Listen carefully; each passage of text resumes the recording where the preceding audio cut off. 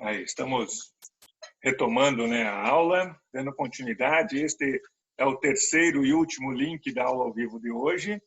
E acabando a aula ao vivo de hoje, às 15h40, eu continuo online com vocês no WhatsApp ou na ferramenta que for necessária, orientando vocês acerca do ensaio que vocês devem escrever sobre o que vocês entendem que é o bem jurídico ambiental previsto no artigo 225 da Constituição. Então, é a abordagem que fizemos, né, no link anterior e mais o fechamento que faremos neste link. Tá? Este ensaio escrito vocês devem me enviar no e-mail que está mencionado ali no slide de aula. Não sei se vocês têm ali anotado certinho, mas eu forneço também novamente no WhatsApp. Bom, estamos falando sobre o conceito jurídico de poluição, só para localizar, né, quem começou a ver o vídeo aqui. Conceito jurídico de poluição, que exclui a categoria de poluição na situação de impactos ambientais causados por atividades que efetivamente estejam dentro dos padrões de qualidade ambiental. Isso quer dizer que teremos, sim, impactos ambientais, mas são impactos ambientais necessários, toleráveis para o atual estágio de sociedade que nós nos encontramos, estágio da técnica, da ciência e de organização social, né? Então, estávamos falando que se, por um lado, a gravidade do impacto ambiental é pressuposto de reparação, aquele que incendiou uma área de florestal de preservação permanente vai ter de reflorestar, vai ter de reparar esse dano, né? Se por um lado, então, temos essa implicação, por outro, o estándar de tolerância, que é a linha E lá que mencionamos, de padrões de qualidade ambiental, exclui a ilicitude da poluição que não o ultrapassa. O parâmetro da tolerância é a qualidade ambiental enquanto capacidade ecológica, enquanto capacidade de aproveitamento humano, além do parâmetro da dignidade da pessoa humana. Nós vimos no conceito inicial lá do bem jurídico ambiental que este equilíbrio ecológico do meio ambiente, ele tem então seu reconhecimento no Estado democrático de direito brasileiro, com o seu fundamento na dignidade da pessoa humana. Então, por isso que será tolerado o impacto ambiental, desde que no máximo a emissão esteja dentro do padrão de qualidade ambiental estabelecido, e isto ponderando a capacidade ecológica do recurso degradado, considerando a capacidade do aproveitamento humano em razão, né, da atividade que causa tal impacto, e sempre, né, aí sob o fundamento da dignidade da pessoa humana. Isso eu pude ponderar, então, né, concluir isso em 2009, acabei registrando neste livro de contrato de crédito de carbono. Quem se interessa, né, tá aí uma sugestão de uma leitura. Marcos Colete. Diante dessa questão que tu colocou, que são parâmetros, então até determinado parâmetro aquilo não é poluição, ou está fora do processo ali, está fora não é considerado poluição passiva de penalização, de qualquer coisa nesse sentido. Sim. Quem estabelece estes parâmetros? E como eu estou trabalhando com um negócio que é dinâmico, o que não era considerado um parâmetro de poluição hoje, amanhã pode vir a ser. Ou que é pior. Só para dar um exemplo do que pode ser o pior. Por exemplo, tem situações, eu não conheço no Brasil, mas fora do Brasil, determinada região altamente produtora de hortaliças, por exemplo, a região de Almeria, na Espanha, que não tem nem o espanhol ainda de Almeria, né? Então, eles tinham lá que o parâmetro de contaminação por nitrato no solo era um determinado valor. Mas como estava difícil que eles manterem esse padrão pelo alto nível, pela alta produção de hortaliça, eles resolveram o problema de poluição, aumentaram o parâmetro. Aumentou o parâmetro. Não são mais precisando. Isso foi feito por quem? Por ambientalistas, por pessoas preocupadas com o meio ambiente ou por pessoas preocupadas com o retorno financeiro que isso dá? Como é que vai trabalhar isso? Isso é bastante problemático. O Brasil sofre desse problema também. são consequências, né? Parece-me que ainda algumas sequelas da ditadura militar anterior e pelas implicações disso, então, se propaga uma sociedade politicamente alienada, né?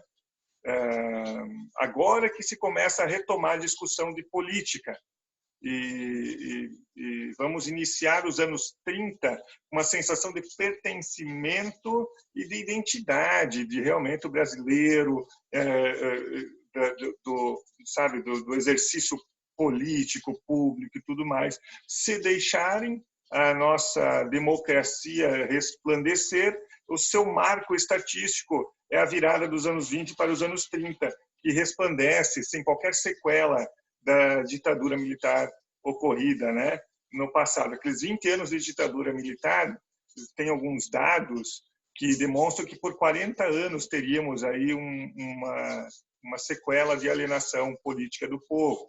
Os problemas de medo, de morte, de perseguição, né?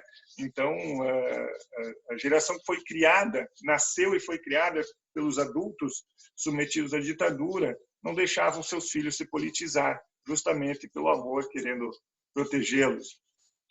Se nós vamos ter uma democracia que resplandecerá, que estamos agora na mudança disso, né? Está para acontecer, ou se vai vir novo regime militar sufocando novamente tudo, não sabemos ainda o que pode acontecer. Eu sou um missionário da democracia, precisamos, né, estar aí militando por isso, e em razão, eu creio, é o que eu percebo, que sequelas dessa alienação é que, por exemplo, os órgãos que, em tese, são de democracia participativa, e que, então, entes representativos da sociedade civil, que integram os conselhos, conselhos esses de governo, que são consultores e deliberativos para estabelecer, então, os parâmetros de atuação do poder público e de controle da atuação da sociedade, são ainda de uma cultura corrompida, e aqueles que, na sua força ética e construção de uma atuação, ainda está politicamente tímido nesta sequela. Eu creio que em poucos anos isso já está tudo superado. Então, esses padrões de qualidade ambiental, que são feitos por Conselho Nacional do Meio Ambiente, são feitos por Inmetro, são feitos por Conselho de Vigilância Sanitária, e que são todos órgãos que têm, então, representantes da sociedade civil, representantes de vários setores, se tem falhas, é em razão dessa falta de pertencimento e de identidade política, né, do brasileiro, e que vem dessas sequelas aí. E em outros países, na Espanha, Itália, né, o fascismo foi também muito forte e recente lá, deixando então todos os seus problemas, e que, ao meu ver, são sequelas, né?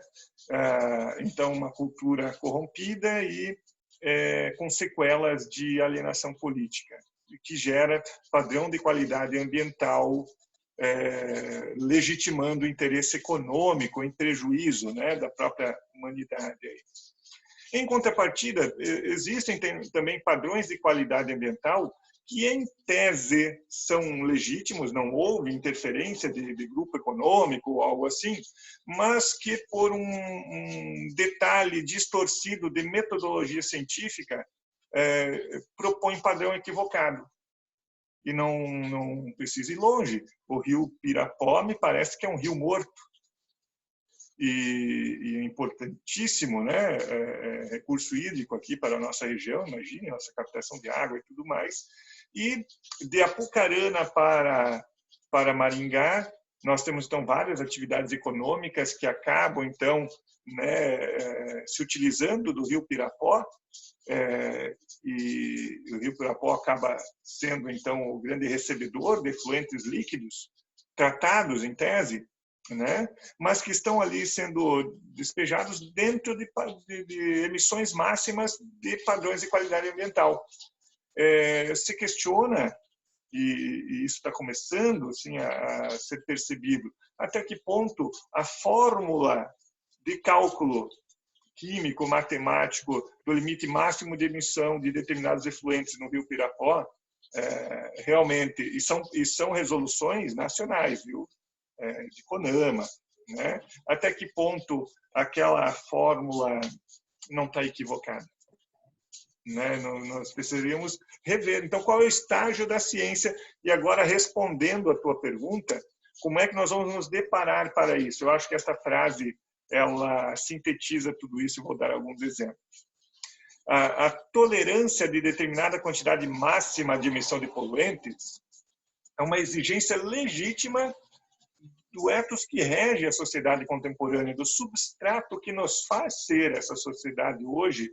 E estou falando de uma sociedade no sentido íntegro da expressão, não de pessoas mal intencionadas. Não, esse modelo de estágio de civilização que nós nos encontramos hoje, e todos querendo a promoção humana, querendo de modo então íntegro, né, uma realidade melhor, sem aproveitamento e violação do outro para obter determinado benefício, não. Então vamos manter um conceito íntegro, mesmo nesta sociedade pautada numa integralidade do ser humano, se legitima, né, uma quantidade mínima de poluição, que vamos chamar de limites máximos de emissões, padrões e qualidade ambiental.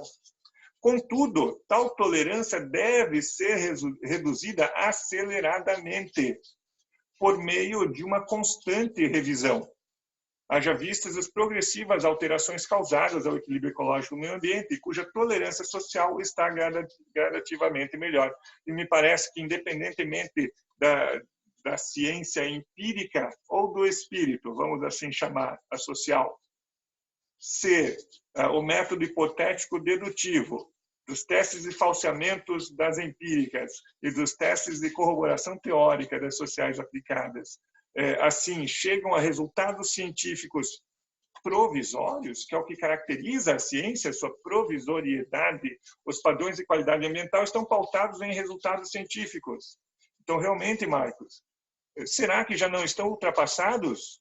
Não tem que, então, a cada ciclo de 5 anos, né, se colocar à prova, a teste, o parâmetro de qualidade ambiental de resoluções do CONAMA, dentre outros padrões, para que possamos aferir ainda a segurança daquele padrão de qualidade ambiental, e se é que a técnica e prática pautado no cálculo daquele resolução de qualidade ambiental já não está superada. Nós temos o dever de buscar as melhores técnicas e melhores práticas sempre, né, a cada ciclo aí da ciência. Então, é nessa missão ética de que, sabendo do nosso modelo existencial do dano ambiental, devemos estar eticamente comprometidos em sempre estar buscando soluções científicas para diminuir tais impactos, revisitando constantemente nossos padrões de qualidade ambiental, diminuindo a tolerância. E contra esta onda, né, do que deve ocorrer, você deu esse exemplo da Espanha, né, que aumentaram ainda a tolerância. Mas isso é por distorção, por avaliação, né, corrompida do instrumento e a falta de pertencimento político da população. Professor, Oi. Eu vou fazer uma contribuição. Infelizmente, os países em desenvolvimento, esse padrão aí de limites máximos toleráveis é muito diferente dos países desenvolvidos, dos países da Europa, do primeiro mundo.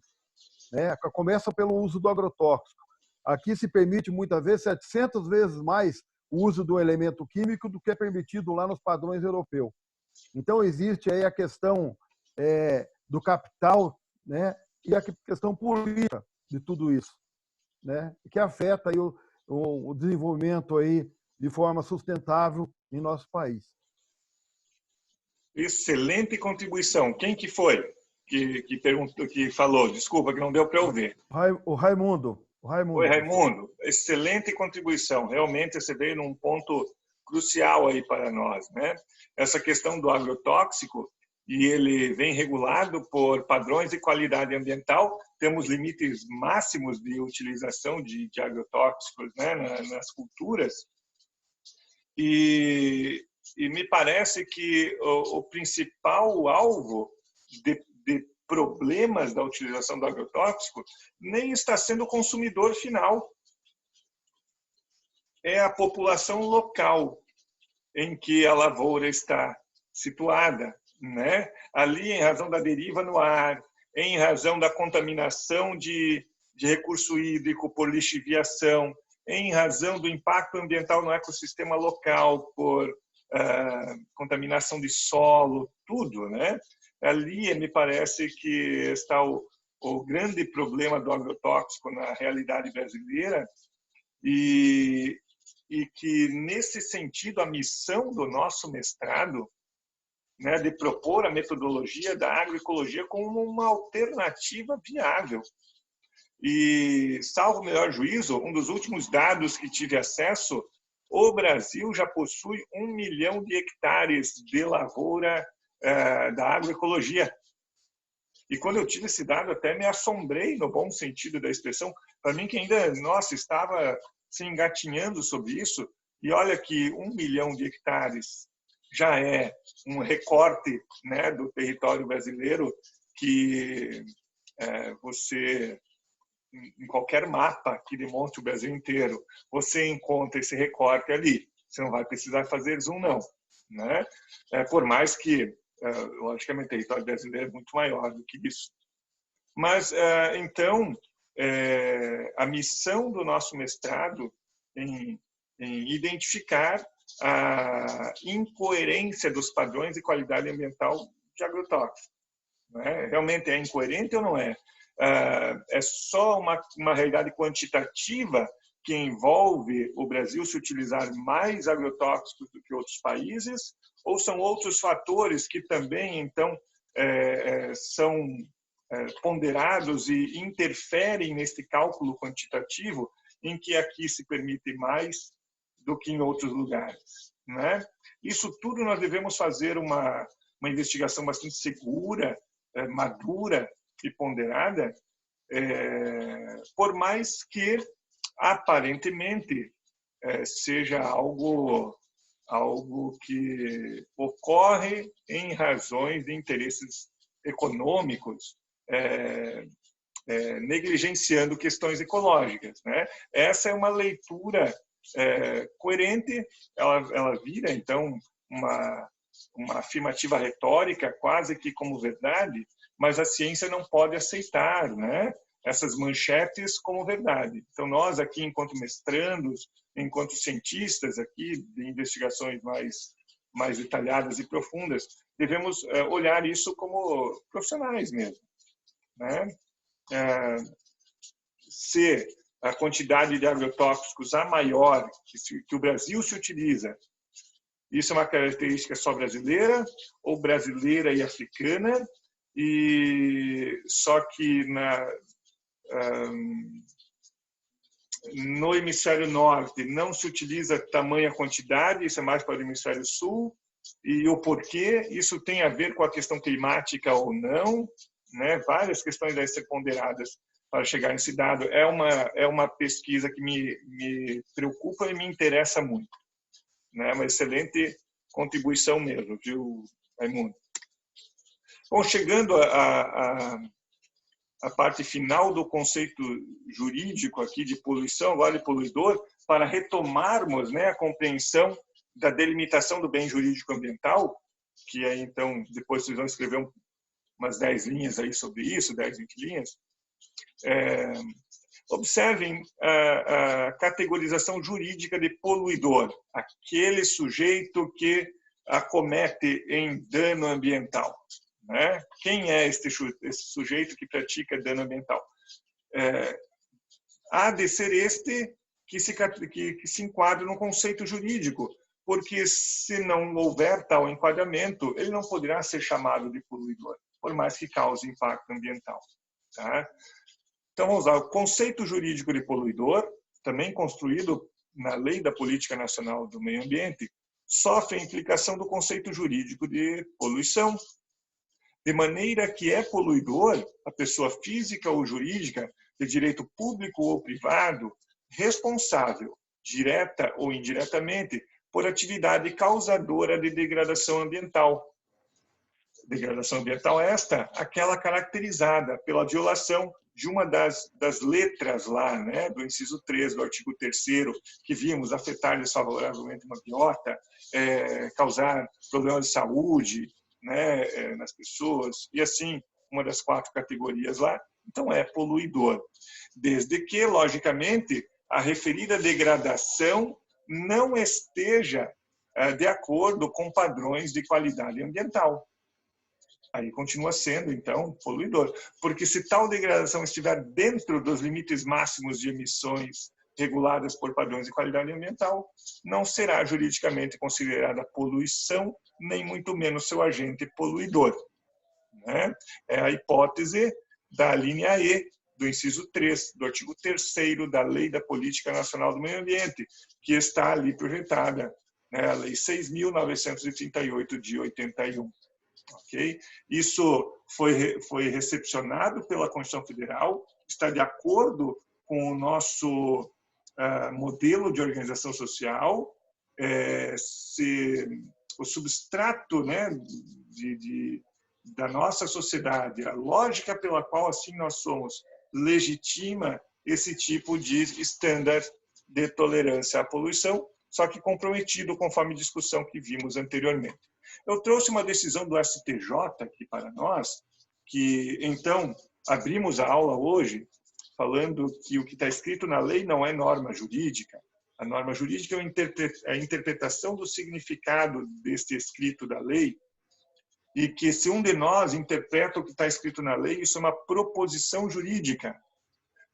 Uma conversa informal, diriam até que é uma brecha. Acharam uma brecha aí no direito.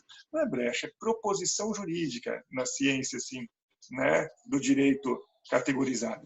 E quando o juiz é que interpreta aplicando no caso concreto, aí então é norma jurídica. Tá? É por isso que trouxe aqui uma decisão do STJ, é quem diz a última palavra sobre isso no Brasil, né, sobre o que é ou o que não é poluição ou poluidor. E o destaque em vermelho dessa decisão do STJ aqui vem justamente a aceitar o conceito jurídico de poluição estabelecida, de poluidor, estabelecida pela Lei da Política Nacional do Meio Ambiente. O item 5 ali, com o destaque em vermelho. Qualifica-se como poluidor a pessoa física ou jurídica de direito público ou privado responsável, direto e indiretamente, por atividade causadora de degradação ambiental. O caso aqui, que foi parar no Poder Judiciário, foi de uma embarcação, um fretista, né? E a Petrobras contratou este fretista para transportar o óleo. E na hora de carregamento do óleo na embarcação, esse óleo vazou, um problema ambiental grave lá, e então descuidado, né, na operação, e veio, né, a fiscalização dos portos e tudo mais, lavrou o auto de infração, e o auto de infração veremos no princípio do poluidor-pagador, né? Então, ele vai irradiar a devida comunicação aos órgãos públicos de persecução competente. Isso vai para o Ministério Público. E aí, então, foi instaurada, né, a ação civil pública e a ação penal pública incondicionada, e aqui, no caso, se discutia multa administrativa. E neste julgado do STJ, então, o que se definiu? Olha, poluidor, conforme o próprio conceito jurídico da Lei da Política Nacional do Meio Ambiente, é todo aquele que direta ou indiretamente causou dano. Diretamente foi a Petrobras, que errou na hora de colocar lá o óleo na embarcação. Mas indiretamente é também a embarcação de estar ali, né, nessa atividade de risco. Então, por ser alguém que responde indiretamente pelo problema ecológico que aconteceu, então se submete às responsabilidades ambientais, então poluidor, juridicamente assim considerado. O que não quer dizer que este fretista da embarcação não pode pedir a devida regresso, a indenização, né, do que teve que arcar perante a Petrobras, se a causa foi exclusiva da Petrobras. né? Se o fretista também contribuiu para o problema, ele responde na devida proporção, e esta indenização, que se refere ao regresso, aí ela tem também sofre interferência disso, tá? Professor, Oi. mas aí tem a questão da corresponsabilidade da Petrobras. Mesmo que seja terceirizada a ação, a Petrobras, de certa forma, aos olhos da lei, ela tem o ato da corresponsabilidade. Ela vai ser corresponsabilizada por esse dano, por esse impacto ambiental. Excelente contribuição, isso mesmo. Todos aqueles que estão envolvidos direta ou indiretamente com o dano ambiental que se consumou, eles vão responder, formam uma cadeia de poluidores, né? Aqui, no caso, foi uma avaliação exclusiva quanto à responsabilidade do fretista, ou ele estaria isento de responsabilidade. A da Petrobras, ali não se discutiu se havia ou não, né? Realmente respondeu pela questão. Já o fretista tentou se eximir desta responsabilidade, alegando culpa exclusiva de quem lhe contratou. E, para o conceito jurídico de poluidor, esta culpa exclusiva do outro não retira a responsabilidade de quem indiretamente estava envolvido. Tá? Bom, para irmos para o fechamento, né, da nossa discussão do bem jurídico ambiental, de acordo com o que vimos até agora, o direito ambiental brasileiro, por meio, então, da proteção deste bem jurídico ambiental constitucional, tem a finalidade de proteger a quem ou o quê? Agora eu quero entrar com vocês numa discussão acerca da filosofia do direito que regula o sistema jurídico brasileiro na questão ambiental. Nós vamos falar da ecologia profunda e vamos falar do antropocentrismo. E é a partir da identificação desta filosofia do direito que regula, né, esse sistema jurídico, é que nós vamos poder afirmar quem é o destinatário do direito. Toda e qualquer vida é titular do direito ao bem ambiental? Só o ser humano é titular do direito ambiental, do bem jurídico que estamos aqui delimitando? Quem é? Quem tem esse direito? Né? Quem que se protege? Ou se protege o quê? O que se protege é o bem jurídico. E quem é protegido, né? Porque precisa desse bem jurídico? Aí é o que nós vamos começar a discutir. E para isso eu trouxe, né, para ajudar na compreensão, um conceito bem simplificado do antropocentrismo clássico. É a corrente de pensamento que compreende que o ser humano não é integrante do meio ambiente e que a preservação ambiental serve exclusivamente ao ser humano. É aquela clássica formação judaica cristã do Pentateuco, lá do Gênesis, né? De que, então, né, dominai-vos e explorai-vos tudo aquilo, né, que estiver aí na Terra, né? Então, diante desta perspectiva da filosofia antropocêntrica clássica, o ser humano ele não pertence ao meio ambiente. Na verdade, ele é dono do meio ambiente e ele pode se utilizar e explorar estes recursos ambientais porque eles servem exclusivamente para atender a necessidade humana. E chegamos onde chegamos, né? Por meio desta compreensão. Biocentrismo. Agora estamos lá no outro lado, né? O extremo oposto agora do entendimento. A ecologia profunda.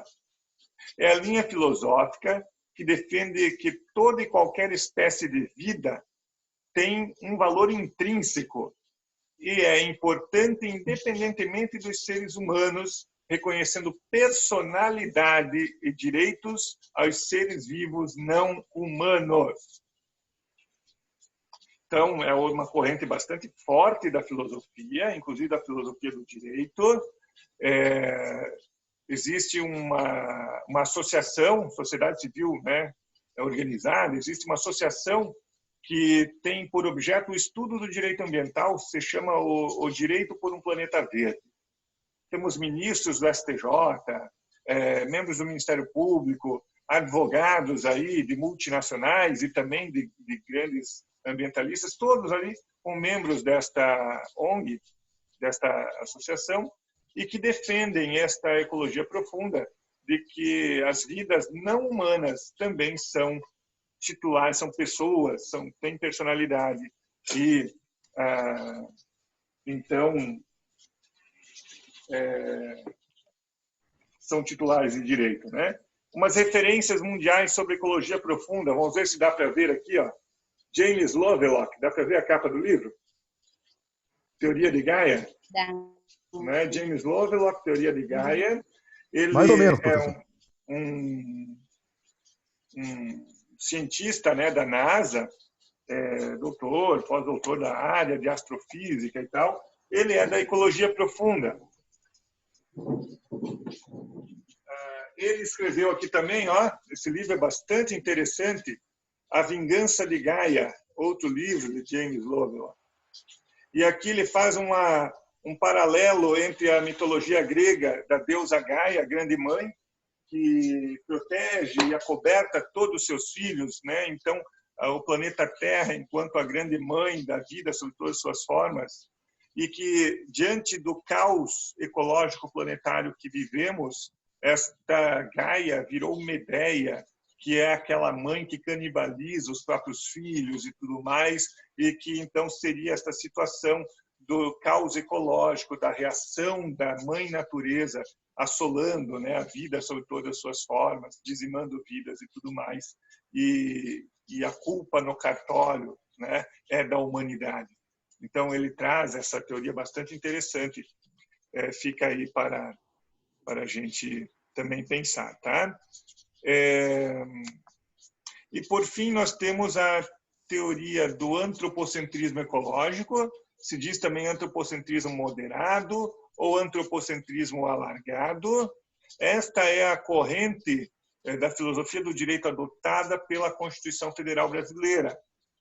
É a escola que defende ser a vida sob todas as suas formas, inclusive a vida humana, integrantes do meio ambiente, dependente do equilíbrio ecológico, de modo que o meio ambiente é visto sob uma perspectiva instrumental sistêmica, cuja proteção do equilíbrio ecológico é a régua de medida das condutas e atividades humanas. Então, isso nós vemos na Constituição Federal de 88, que reconhece esse equilíbrio ecológico, né, como bem jurídico a ser tutelado. Ele está fundamentado na dignidade da pessoa humana, então, ainda assim, é antropocêntrica a nossa Constituição, mas ela é moderada, né, e reconhece o ser humano como membro deste meio ambiente.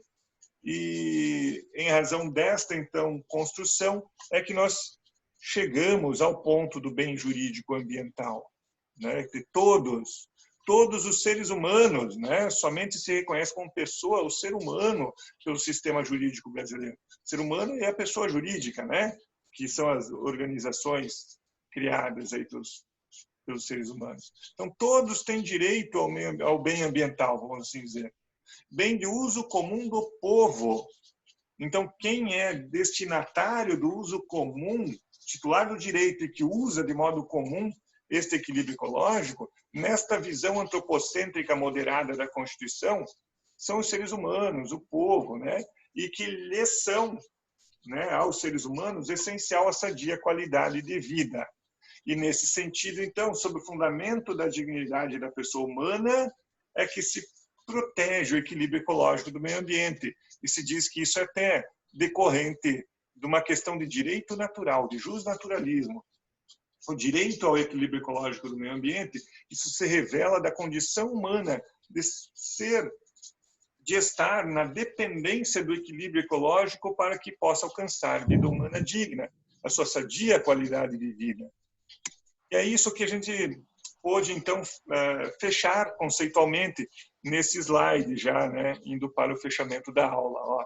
O bem jurídico ambiental é um direito fundamental em razão de revelar a condição humana de dependência do equilíbrio ecológico do meio ambiente como um dos pressupostos de vida humana digna. Logo, é um direito justnaturalista, inclusive assim reconhecido pelo STJ, no recurso especial ali, numerado, e é quem diz a última palavra também sobre isso, STJ e STF, né? Fundamentado numa perspectiva antropocêntrica moderada, que é o bem ambiental constitucional, um direito que pertence a todos os seres humanos, caracterizando-se como um direito difuso e considerado um patrimônio público. Mas como assim patrimônio público se eu tenho, imagina, não é o meu caso, mas na hipótese, né? O sujeito tem uma propriedade rural particular, dentro desta propriedade ele tem que manter aqui no nosso bioma 20% de reserva florestal legal, ele pagou por essa propriedade, recolheu imposto e inclusive paga imposto constantemente do ITR em razão desta área, inclusive da cobertura florestal, tem umas questões de isenção sobre isso, mas não é uma área particular esta reserva florestal legal da cobertura de 20% daquela propriedade rural no nosso bioma? Sim. Professor? Não é um patrimônio público. É que o patrimônio público não é o recurso florestal árvore em si, é o fenômeno sistêmico de equilíbrio ecológico. E que o particular tem o dever de proteger e preservar a sua propriedade privada, porque ali está um dos condicionantes do equilíbrio ecológico que a todos pertence como um patrimônio público, né? Que é o equilíbrio ecológico do meio ambiente. Quem está perguntando? Desculpa. É o Raimundo novamente. Oi, Raimundo. O bem pessoal, o bem particular não está acima do bem comum. Ele sempre vai estar regulamentado, vai estar respaldado na lei, que eu tenho que seguir, mesmo que seja o meu bem particular, ele não pode se sobrepor àquilo que vai afetar a coletividade, o bem comum das pessoas, ou do meio ambiente, ou da vida, ou da saúde. Perfeito, Raimundo. Isso é assim no Brasil. Aqui é assim mesmo, né?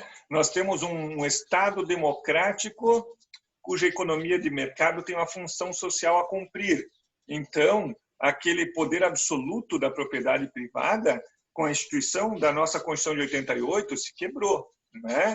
Porque é uma propriedade privada que se submete ao interesse social. Né? Por isso que, imagine, e não é pouco, a propriedade rural se submete 20% à questão social, e não pequena parcela, né? Então, realmente, o interesse social, público, ele vai acabar se sobrepor ao interesse do particular. No Brasil é assim. Em outros países não é bem assim, não. Na França, o interesse privado se sobrepõe ao interesse público. O Código Civil lá vale mais do que a Constituição, pasme. No Brasil, estamos de acordo com o sistema constitucional dos países, né, da pós-modernidade, em que é um sistema que a Constituição é lei maior e a partir dali vai desdobrando as outras. O artigo 186 da Constituição estabelece, então, esse critério de sobreposição do interesse social sobre o particular. Tá?